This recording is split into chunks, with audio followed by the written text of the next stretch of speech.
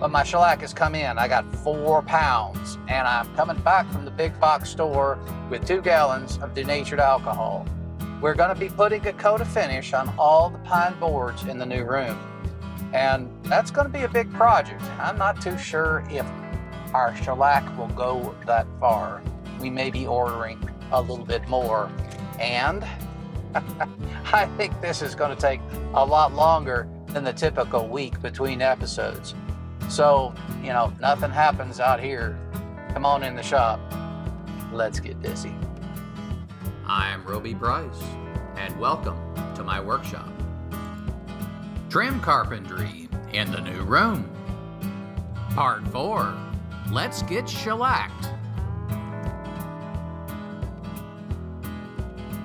Well, as you know, we've been trying to stay true to the homestead style, and we have done that with the planks, we've done that with the ceiling. Now we're going to do that with the finishes. And in the past, typically what was applied when the house was built was a shellac finish over the pine.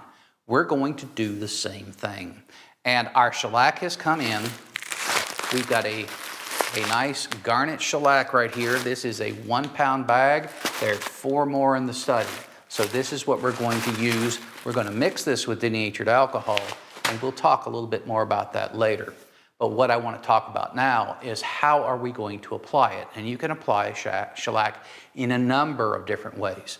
You can use a brush, you can use a rubber that you would use with like a French polish, and you can use a pad, or you can spray it. Now, let's talk about spraying first. When you mix shellac flakes with denatured alcohol, you end up with an atomized solution in the air that is extremely explosive. Anything will set it off. As a matter of fact, there's been numerous explosions, and if you have a finishing room and you're doing shellac, you need explosion-proof fans. It's too dangerous, and that's a non-starter to be done inside in a confined area. So that's out. A brush is another method. You get a lot of buildup with a brush, you can build your finish very quickly. The problem is if you're painting up, gravity is going to pull that finish down into the brush, into the hand, and it's going to become a sticky mess very quickly. Fighting gravity is going to be one of the things that we look at real carefully on this job. A rubber for French polish, where you just rub a little bit at a time, that is going to produce a very high quality finish. And it's so thin that you have to do it multiple times. You might have 20 to 30 coats in a guitar that has a French polish finish on it. And we just don't have time to do that with this room. I want to lay down a lot of material, build a finish hard, heavy, and fast. That leaves us with a pad. Now the pad is typically made from sheep's wool. And this is a natural product. You can buy this in bulk on the internet. You can actually purchase application pads made out of sheep wool in your big box stores. And that may be the direction you want to go. A lot of people do that, and there's nothing wrong with it. What I have to do is we have to look at this, because when you apply shellac, you want to make sure that you maintain a wet edge. Now that is going to be very difficult to do based on the size of the project that we have. We're starting on the ceiling. So I've got this plank. This is a ceiling plank. It's a scrap, it's a cutoff, drop. And what I have here is a groove on this side and a groove on that side. Now, if I apply a coat of shellac, that groove is going to be as far as I want to go, because the wet edge, the gap or the overlap in that groove is going to hide a world of sins. So whatever pad we have, I want to be the same width as one board. That's why we're making our own. Additionally, I want to have a little bit of a bump in the pad to feed in this groove. And the reason for that is if I get too much color on there, the grooves are going to get a lot darker, maybe too fast. So what we want is we want a pad that is about this size, and I want a little bit of a bump on the edge.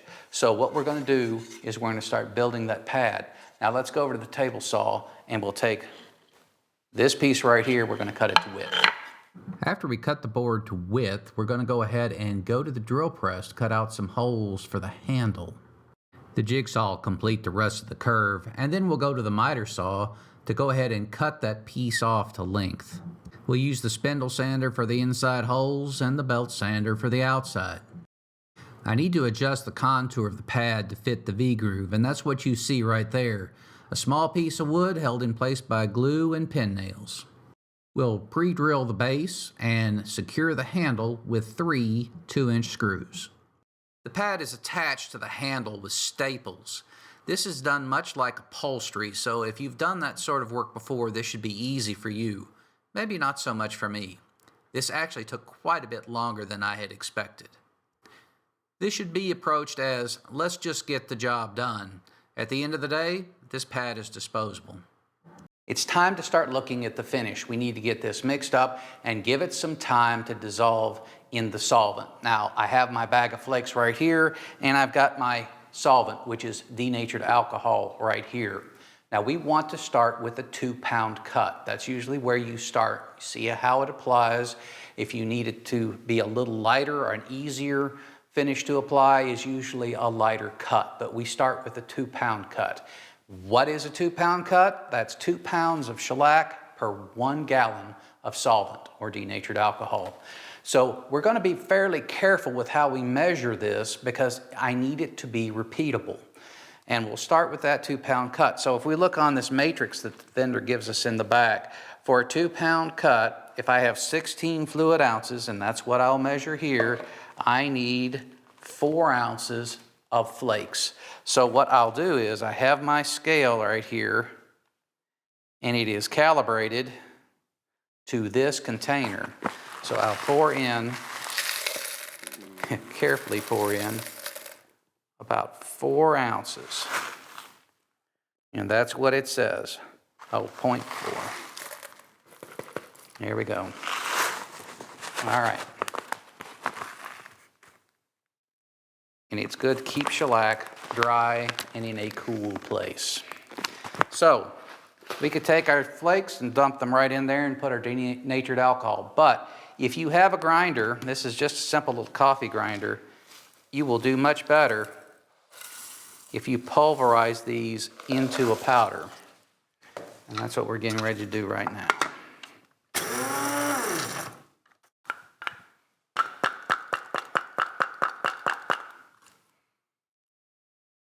Now, needless to say, you're probably not going to be using this for anything other than shellac flakes at this point. Additionally, you should probably clean it out with denatured alcohol if you want to change the color. Now, right now, this needs some time and a little bit of agitation. So we're going to let this sit overnight, and then tomorrow we should have a pretty good mixture. Well, somebody said the woodworking was done. When I looked at the ceiling a little more closely, I saw a lot of marks, installation marks. Remember, I had to put that ceiling in place with a rubber mallet. So we sand it down and we wipe it down. What a difference in color. This is huge, and it is the color that I was hoping for. That garnet shellac did a great job. This is 2 coats, and I don't see a reason for another one, primarily because you're not going to get a lot of foot traffic on the ceiling. So I think now that I've achieved my color, I can move on to the big room. And in the big room, you can see a little bit better what's going on. I don't have a lot of room to work with in here. Now, a couple things to point out. If you could see the floor, it is spotted with shellac drips. And I would expect that. So we're putting in a new floor, so that wasn't even an issue. We'll get a new floor and it'll all be covered over. If you're doing this, put your drop cloths down. Now, another thing is we did tape on the sides, but we did get some leak through. It's not nearly as bad as I thought it would be. So we may spot sand some of these areas, being very careful not to get into the roof. Finally, start from the top and work down. You can actually clean up some of your drips as you go down, and that will really help. Now, the new room, we've got to do all the same things all over again. I need to tape up, I need to prep, and at least in that room, you might see me do some of this. It's a little tight in here. So I'm claiming victory, 2 coats, great color, pretty uniform, and it matches the house. Let's move into the other room and get started. Well, I was talking to a friend of mine about some motorized scaffolding. I tell you what, I don't understand at all why you would need such a thing. All kidding aside, this is an attempt to get a good, clean, uniform line of finish on a single board without overlap. And even with all that effort, we still come back with a shellac and denatured alcohol saturated rag to help blend out the overlaps. We follow up with another pad that is designed to get into the deepest recess. That makes sure that we've got good uniform color. And again, following it up with that saturated rag. This is a long process, and I assure you that once I get to a spot where I can reach, it goes a whole lot faster. Well, it's been a couple of days, but the ceilings are done and they look good. That's 2 coats of garnet shellac on the ceiling, and that's enough protection. These pads put a pretty heavy layer of shellac on there, so I'm not worried about the boards degrading over time, and they're not getting much foot traffic. We won't go 3 coats. We have enough protection, and the color is spot on. I don't want them any darker. So we're there on the ceilings. Let's start looking at the walls. Now the walls, we've got a lot of plank like this, and as with the ceiling, I want an applicator that will get into the grooves, but I want to do 2 at the same time because I have a feeling I'm going to be in a bit of a hurry to get a wet line all the way down a single plank. So this is the profile that we used to get in the V before, and I've cleaned it up with a hand plane, and I've got 2 sections here that look pretty good. So if we take these and put them side by side, I can straddle the bead, and that's what I want. Unfortunately, I am too narrow right there. I need some more width.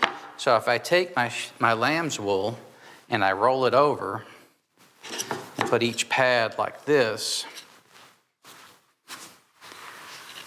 I get much wider, and I straddle the bead just nice.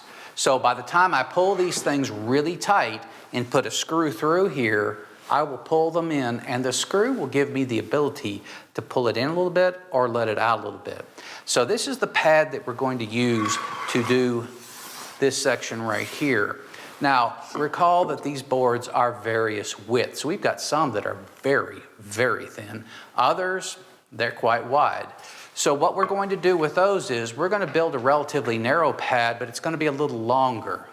And that one will allow me to turn it a little bit to the side when I need more width, and it'll allow me to go straight down when I don't. So those are the 2 pads that we're going to build for this next application. These pads are built pretty much the same way as the others, with a few exceptions. One, I don't worry about the leading edge as much as I did on the other.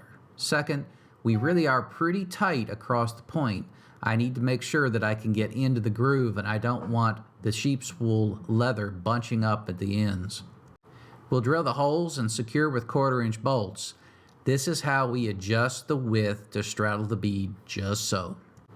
It doesn't matter how good the pads are, they're not going to get in the corners very well. So this little bit of prep to make sure I get that under edge from the piece of molding and get into the V-groove corners and up underneath is critical.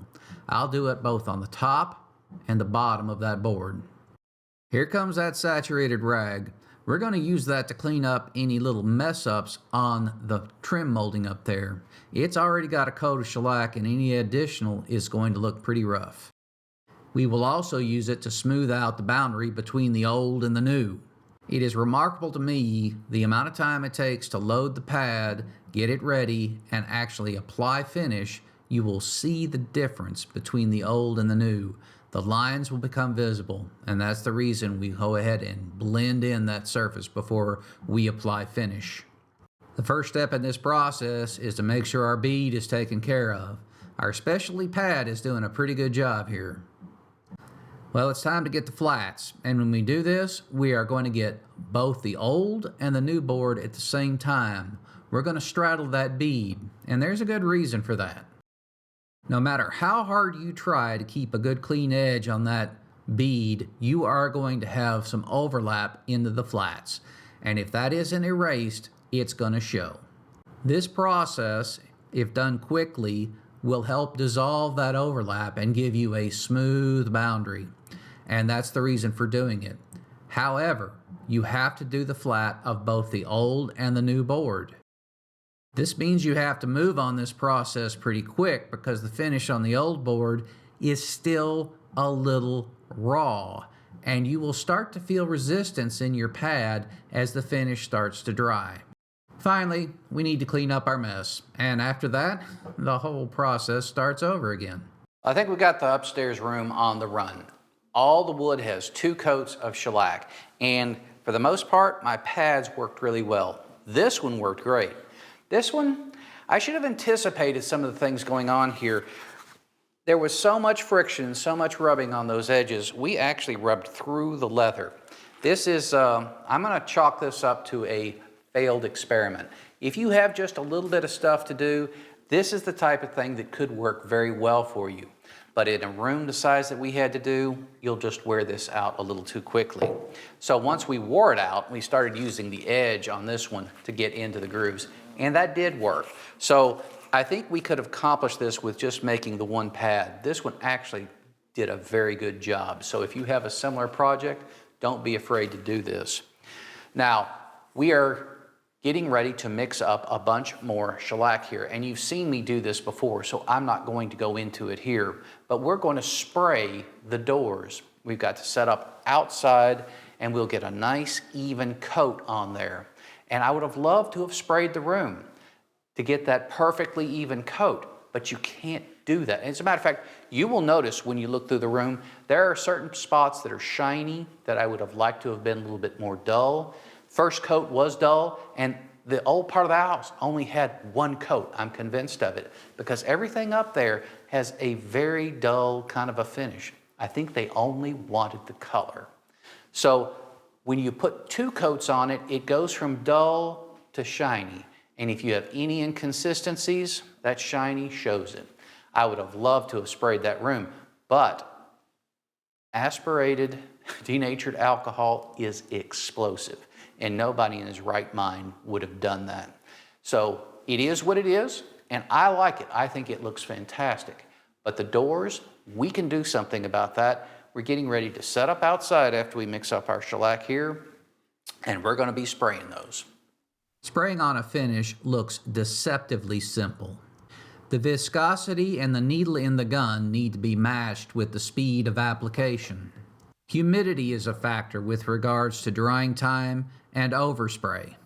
Wind conditions can play havoc with application. One might ask why you bother to do this until you figure out how fast it is. Well, yesterday was a good day. We got almost everything done with the exception of 1 face on the 3 big doors. Now, we had to break off a little early for a charity event, and as the adage goes, no good deed goes unpunished. So when we broke out the equipment this morning, the wind was intense. It was still dry, it was still sunny, no moisture in the air, and the finish cured.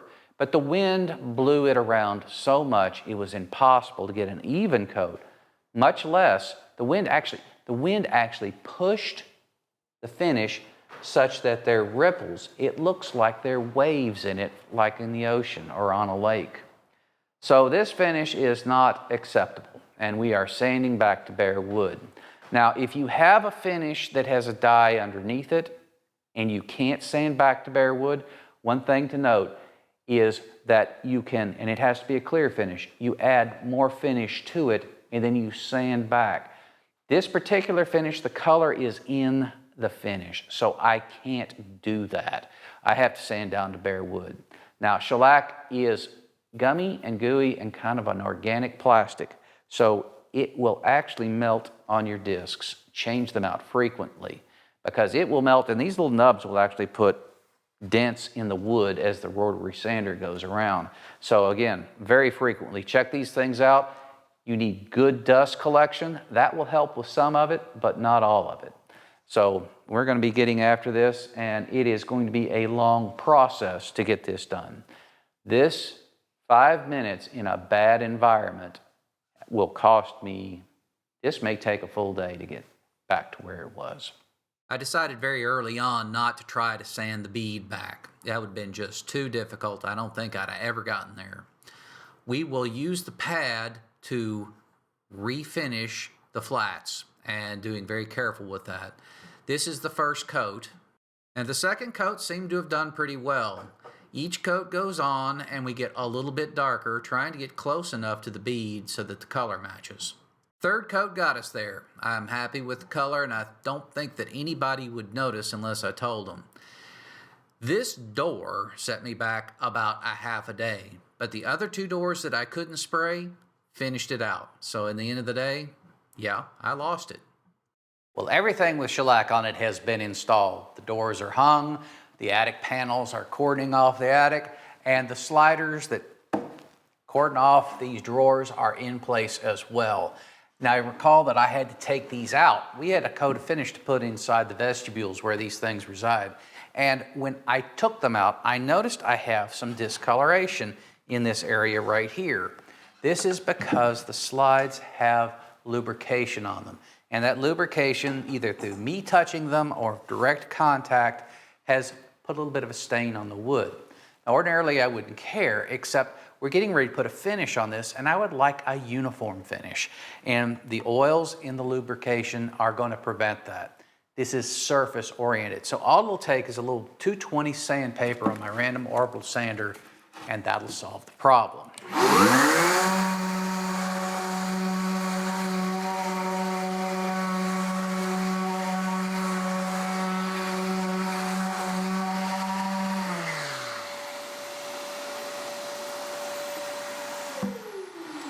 That's all it takes. I'm gonna put a little color on these, and part of that is to put on a dye stain. This is a brown dye stain. You can already see some of the color that's going in. Now, this is behaving more like a dye to me than a stain, and that's not a bad thing. If you'll remember, I like dyes. But there's a couple of characteristics you need to keep in mind, and that is, as long as it's wet, it's one coat. As soon as it dries, the next coat is the second coat. So you double your color.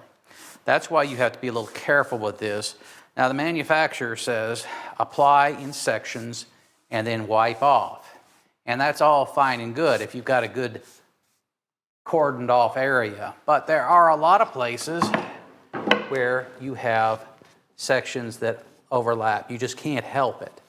And that is a fact of life. So start to get yourself a rhythm when you have to do something like this, and realize that where you meet needs to be kind of segregated where the eye doesn't see the overlap. Because everywhere I overlap this twice, I get pretty good color. Now, the other thing the manufacturer says is wipe off the excess. Doesn't take long. As soon as this is on there, you're done. It soaks in, it gets into the wood. You don't have to do it more than once. It just has to get wet. The reason for keeping more on there is to keep that wet edge, to keep you from getting 2 coats. So after it's done, the color is pretty vibrant. Now, like all dyes, it will dry dull, and I mean ugly dull. So I've got 3 drawers over there that I have already done, and they're not real pretty, but the color will pop as soon as you put your top coat on there. Get a top coat, a little bit of shine, and all of a sudden the color explodes, and that's what we will see in the next step. Well, all the dye stain has had a chance to dry, and now I'm applying the top coat. This is a water-based polyurethane, and it low emissions. This is good stuff. It's expensive, but it's pretty good, and it goes on with a foam brush.